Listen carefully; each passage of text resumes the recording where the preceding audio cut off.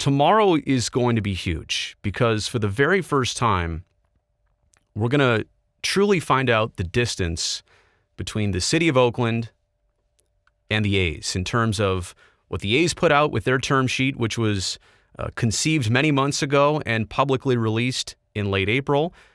It's been talked about with the Alameda County Board of Supervisors. It's been talked about now with the City Council. They had an informational meeting on this, I want to say maybe about 10 days ago at this point.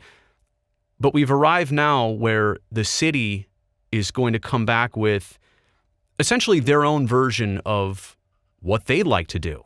And they understand what the A's initial asks are, and that the A's have put together what they say is the best offer they can give. And now they're going to try and rework through some things and present something in return, almost like a rebuttal.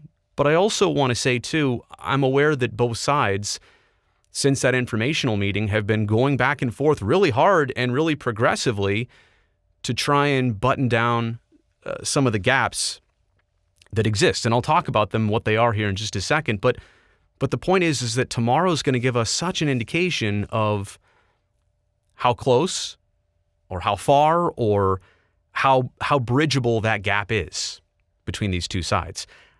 I'm not saying that tomorrow is going to determine an end result, but tomorrow seems almost more important than an actual vote that would take place on July 20th.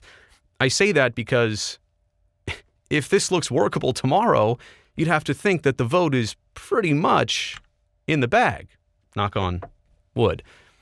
If things are far apart tomorrow, it clearly shows that a vote is not likely and that two sides can't agree on something and that it needs more negotiation, it needs more work, and who knows, like I said, if that gap is bridgeable.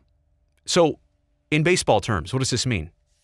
It's going to be like a 3-0 count tomorrow or an 0-2 count tomorrow. Now, I say that, you can still strike out on a 3-0 count.